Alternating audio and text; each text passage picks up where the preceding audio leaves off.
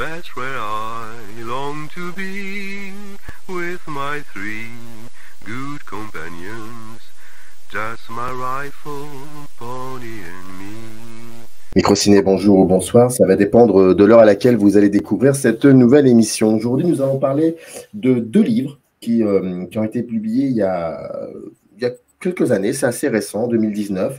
Alors, le premier, vous allez voir, c'est un peu complexe, mais vous allez voir, on va tout simplifier. Bon, on va dire déjà, il y a celui-ci, Chant contre chant, je le montre, c'est édité chez Marest et c'est écrit donc par Pierre Sky. Et le second livre, c'est Pierre Sky, l'Enchanté. Celui-là, pour le coup, il est écrit par Sébastien Smirou. Les deux sont édités chez Marest, éditeur. Je remercie d'ailleurs Pierre-Julien Marest pour l'aide apportée à la conception de cette émission. Et aujourd'hui, donc, pour parler de ces deux livres, Sébastien Smirou, même s'il y en a un des deux qui a été écrit par Pierre Sky, mais il y a un rapport très fort. Voilà, on va en parler de tout ça. Et je suis très content que Sébastien ait accepté. Vous l'aviez déjà vu, il était venu parler un peu de Godard lors de l'hommage à Godard. Enfin, l'hommage. Oui, c'est un peu ça, c'était parler un peu de Godard, ce qu'il nous a laissé, ce qu'il représente. Et donc, il était venu pour en parler. Et c'était vraiment très intéressant. Et donc, en lisant ces deux livres, il était important qu'il revienne, là, pour le coup, pour en parler. Donc, je suis très content qu'il soit là et je remercie sa patience. Merci en tout cas à vous, Sébastien Smirou. Comment allez-vous ? Je vais bien, je vous remercie. Merci à vous de m'inviter. Ça doit être, on en parlait un tout petit peu hors caméra, on est en bientôt 2023, j'imagine que vous êtes sur d'autres projets, ça doit être un peu bizarre pour vous de revenir sur ces deux livres, enfin voilà, sur cette ambiance-là qui maintenant a pratiquement 4 ans, ça doit être un peu bizarre pour retrouver les mots. Oui, on va bien voir ce que ça donne. Ça fait longtemps que je n'ai pas parlé de ces deux livres-là, mais en même temps, ça me rappelle une autre histoire pour d'autres livres. Le premier livre que j'ai publié il y a longtemps maintenant, c'était en 2003 chez POL. On m'en parle quasiment à chaque fois que je parle du livre que je sors. Donc, je sais faire des bonds en arrière comme ça. Je dois pouvoir le faire pour cela aussi. Alors, je vais vous poser une première question qui peut-être est très simple, mais en même temps peut-être un peu compliquée. Je voudrais juste savoir qui est Pierre Sky. Alors, aujourd'hui, c'est-à-dire en 2022, c'est pas la même chose que je peux proposer comme réponse qu'au moment où on a publié les livres, hein, parce que donc l'ensemble des deux livres compose un roman. Et puis on est en 2022 aujourd'hui et j'ai déjà dit à plusieurs reprises que Pierre Sky était un personnage que j'avais fabriqué pour la fabrication de ce roman et que j'avais rendu auteur d'un des deux livres. Voilà. Quand le premier des livres est sorti, Chant contre chant, c'est-à-dire celui que signe mon personnage, Pierre Sky, il était présenté comme étant un sociologue du langage qui s'était suicidé, mais qui avait eu une existence dans la réalité à un point tel qu'il avait été mon patient. Donc je suis écrivain, mais je suis aussi psychanalyste. Donc au moment où le livre est sorti, Pierre Sky était un patient, un de mes patients qui s'était donné la mort en me laissant le manuscrit du livre et en me chargeant de le publier. Et qu'est-ce qui fait qu'il y a eu un moment où vous ayez eu, parce que vous avez écrit d'autres livres avant celui-ci, qu'est-ce qui fait que ça a été une évidence pour vous de créer ce personnage et que ce personnage prenne tellement vie qu'il finit par cohabiter aussi avec ce que vous attendez de la littérature?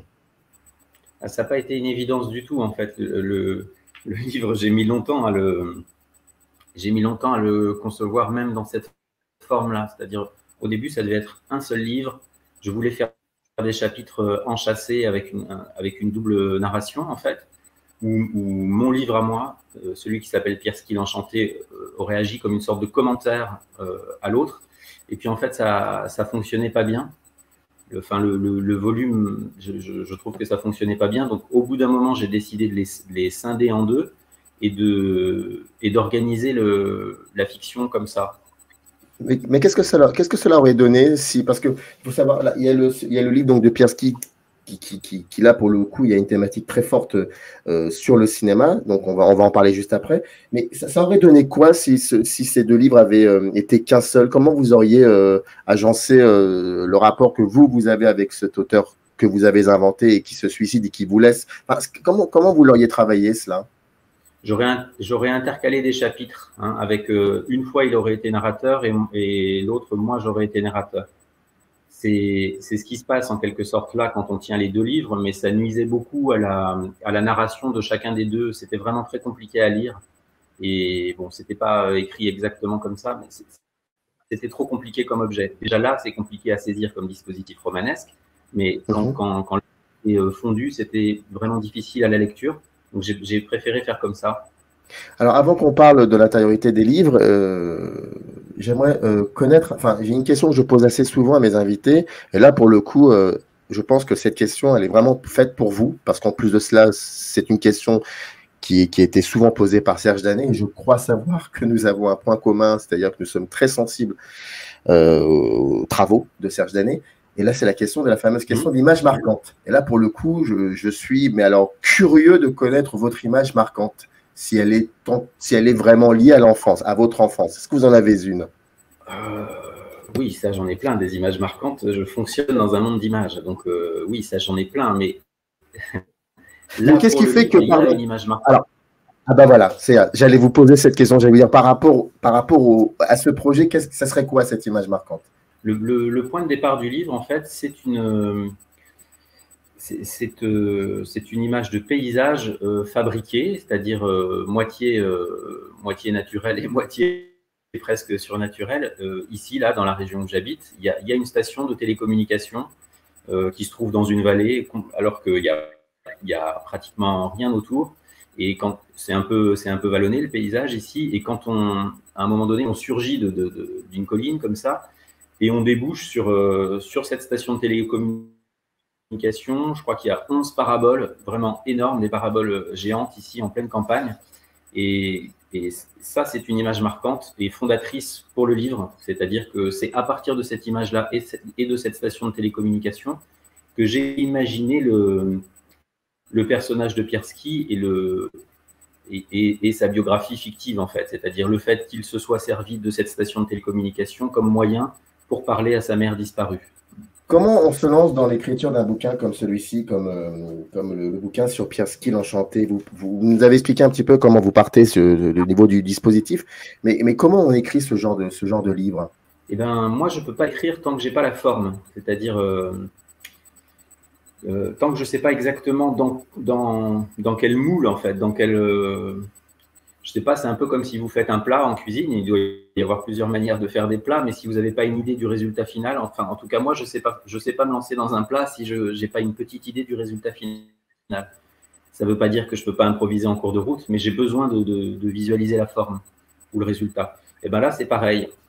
C'est-à-dire, à partir du moment où j'ai l'idée du double dispositif, je sais un peu comment je dois travailler, et ensuite, c'est assez facile, en fait, hein. Là, bon, en plus, là, il y a un double travail. Je ne l'ai pas dit encore, peut-être qu'on va y revenir, mais il y a un chantier en soi pour le livre que signe Pierski et un chantier en soi pour celui que je signe moi. Et donc, d'un côté, je dois me mettre dans la peau de quelqu'un qui produit un essai de cinéma. C'est un véritable essai sur le cinéma de Nanni Moretti. Et de l'autre côté, je dois me mettre dans la peau du psychanalyste que je suis. Ça, c'est plus facile pour moi. Mais donc, c'est deux chantiers différents avec un travail d'enquête presque à chaque fois.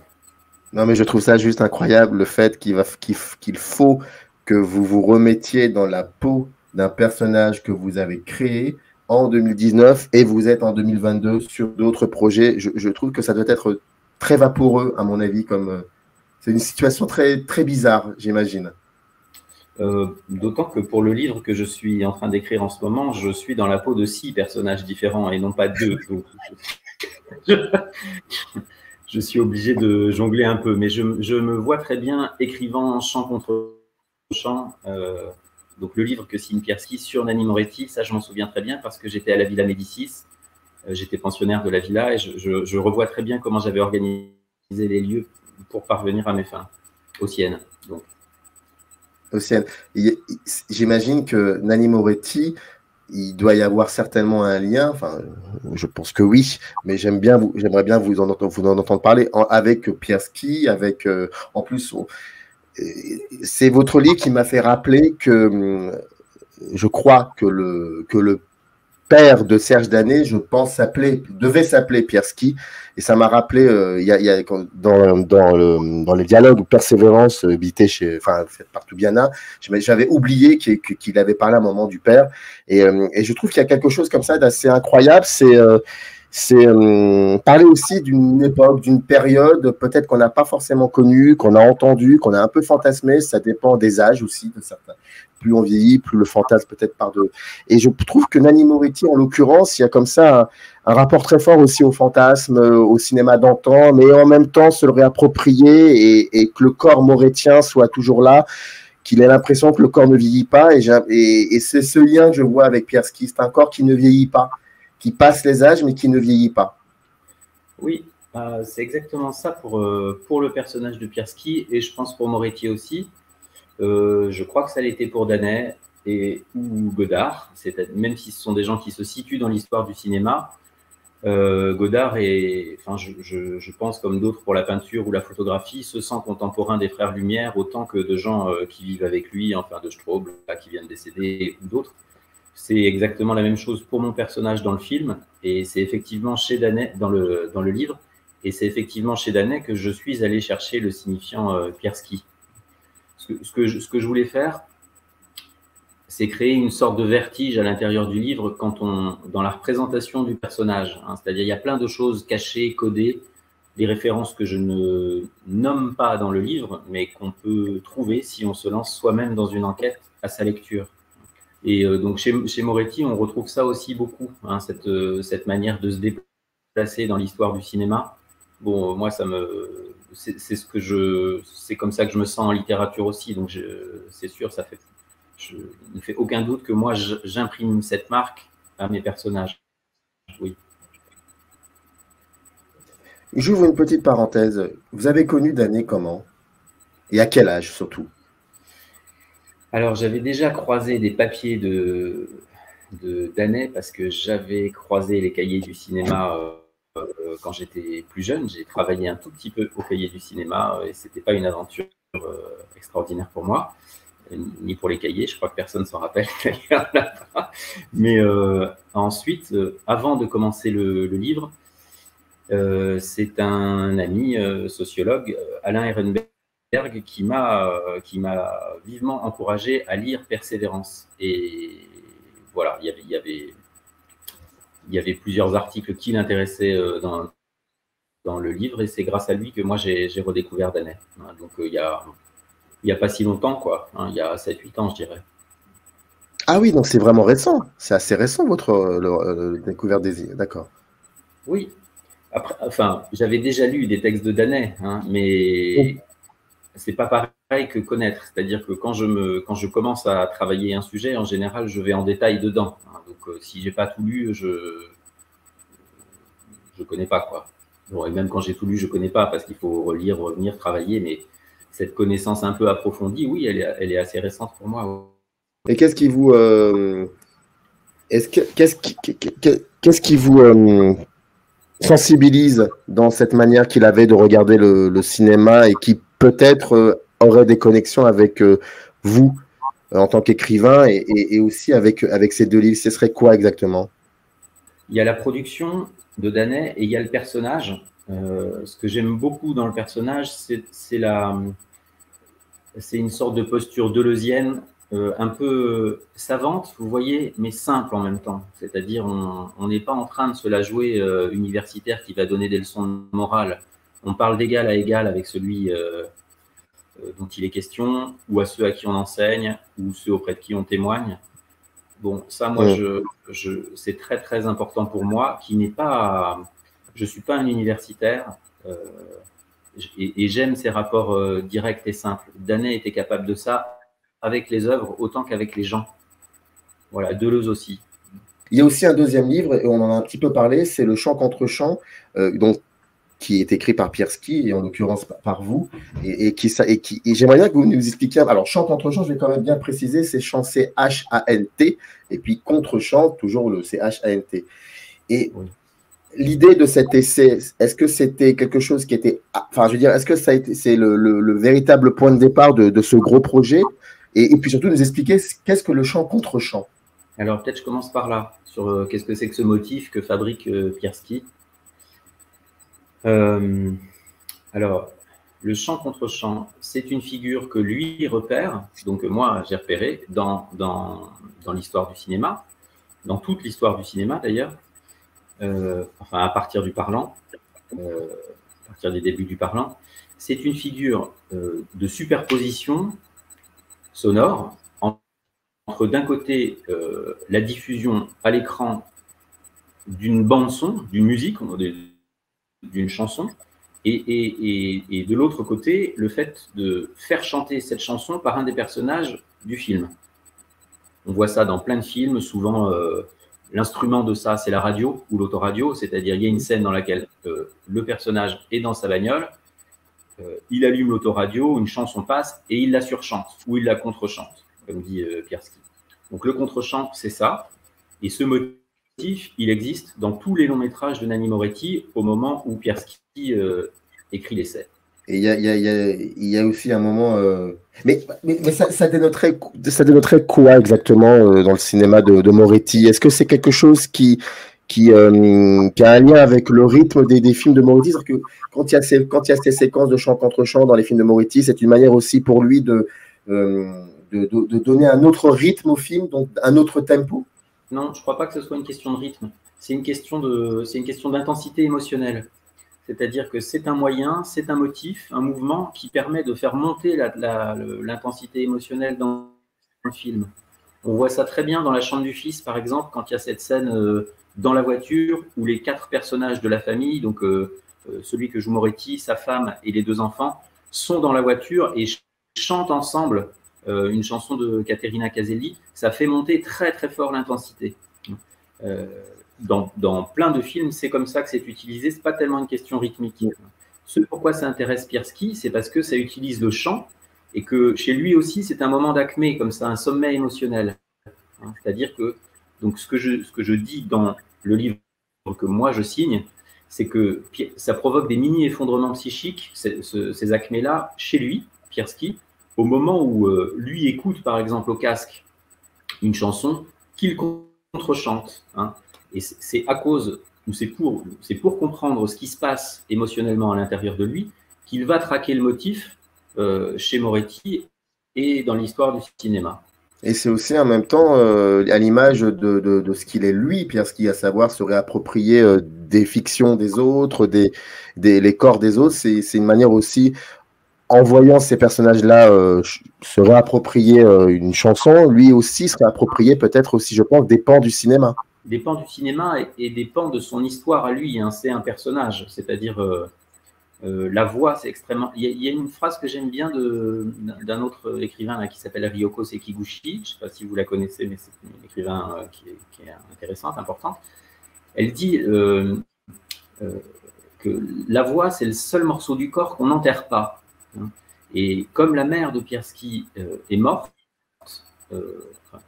oui, elle est morte et il la pense morte, la manière qu'il a de chanter, de contre-chanter, et de traquer comme ça le contre-chant partout où il le peut, c'est une manière de se réapproprier la voix perdue de sa mère. C'est ça qu'il cherche à faire. La voix perdue de sa mère, ça voudrait dire qu'en fait, on est encore dans l'idée d'Aneyès qui, dans Persévérance, quand il dit qu'il s'amusait, non, il s'amuse pas, mais qu'il avait comme ça parfois, quand il voyait des films d'époque des années 30 ou des films français, il essayait de voir s'il trouvait le père. J'ai l'impression qu'il y a une connexion avec Pierski qui cherche la voix de la mère et Dany qui cherche l'image du père. Tout à fait. Vous avez tout à fait raison. Oui. C'est assez incroyable parce que j'ai cette impression à travers ces 2 livres qu'il y a une envie aussi très forte pour vous de reconsidérer des mots qui ont perdu peut-être de leur sens, comme parole, comme écouter, comme voir, et des mots qui souvent on associe à des cinéastes qui font des très bons films. Dany disait d'ailleurs, quand il faisait ses émissions microfilms, il disait vous êtes un cinéaste. Pareil. À un moment, je crois qu'il invite Johan van der Keuken, il dit vous savez voir. Et c'est pas aussi simple que ça de voir. Et j'aime bien cette idée, finalement, pour comprendre des choses très complexes, simplement d'utiliser une simplicité, enfin, pas quelque chose de simpliste, mais une simplicité totale, de revenir au sens premier des mots. Et moi, j'ai eu cette sensation-là en lisant ces deux livres, c'est ça, voir, écouter, les paroles, le langage, ça paraît simple, mais au contraire, je trouve que c'est important, c'est fondamental même. Mais c'est mon travail, enfin, je veux dire, pas simplement d'écrivain, mais c'est mon travail d'analyste, hein. On ne fait que ça. Enfin, on ne fait pas que ça, mais on est d'abord une oreille. Et effectivement, c'est d'abord un mouvement simple. Mais sauf qu'il faut être à l'écoute du langage. Oui. Et puis, vous avez une manière aussi dans votre style, là, pour le coup, là, je parle bien de l'écriture. Par exemple, à un moment, c'est dans Pierre Schill Enchanté, c'est pratiquement vers la fin du bouquin. Et en fait, vous expliquez que dans votre bureau, vous aviez, je crois, une gravure représentant une femme et vous avez changé l'emplacement de cette gravure. Et Pierre Schill remarque cela et il le dit. Et puis, c'est pas forcément ça qui pour le coup, m'intéresse, c'est les parenthèses que vous ouvrez souvent dans vos films. J'ai dit dans vos films, dans vos livres, pardon. Il y a des moments comme ça où vous avez enfin, il y a une manière pas visuelle, mais il y a une manière comme ça de rendre vivant les mots. Vous avez une manière comme ça d'ouvrir des parenthèses et où non pas vous justifiez de pourquoi vous faites ça, mais vous l'expliquez autrement, avec beaucoup de pudeur aussi. Je trouve ça assez incroyable. Surtout dans le premier, pas dans Chant contre Chant, parce que Chant contre Chant, c'est vraiment le coup, un essai avec des précisions, enfin, c'est très technique. Mais voilà, c'est ce rapport aussi. Je n'ai pas lu vos précédents livres, je m'en excuse, mais en tout cas, je découvre ça et je trouve ça très... Il y a comme ça quelque chose de très fort sur ces parenthèses que vous ouvrez souvent pour expliquer certaines choses et vous le faites avec beaucoup de pudeur, je trouve. Je vous remercie. C'est aussi là l'exemple que vous prenez, donc la gravure dans le cabinet de l'analyste qui est dans le livre. C'est un personnage de femme qui est représenté. Ça a un sens analytiquement, hein. Je veux dire, ces deux livres-là, je les présente comme un roman parce qu'ils sont un roman en deux parties. On peut aussi tout à fait lire les livres comme une forme de réflexion sur la psychanalyse elle-même, hein. Si des psychanalystes lisent ces livres, ils vont reconnaître leur travail, même si c'est un travail de fiction, là, puisque le patient n'existe pas en réalité. Mais tout ce que je dis sur les éléments du cabinet ou la manière dont la parole peut être entendue ou échangée entre un patient et son analyste, ça s'appuie évidemment sur l'expérience des cures que je fais moi. Est-ce que Pierre Schill, en écrivant, je dis bien Pierre Schill, hein, quand il écrit Chant contre Chant, c'est une manière aussi de s'inscrire dans une histoire du cinéma, comme Moretti le fait dans ses films. Il s'inscrit dans une histoire du cinéma, il parle de l'Italie, toujours, c'est un sismographe, mais ce qui est plus important que ça, c'est s'inscrire dans l'histoire du cinéma. Et c'est pour ça que donc il y a des scènes où, par exemple, dans Journal intime, il y a une scène extraordinaire. Je ne me souviens plus de cette actrice d'ailleurs qu'on voit dans un film qui est en train de danser, qui est une nonne, et après elle danse, et puis Nanni Moretti la voit danser, et puis il commence à danser aussi. C'est un moment remarquable du film, ou alors il va jusqu'à... Comment elle s'appelle l'actrice déjà? C'est Silvana Mangano.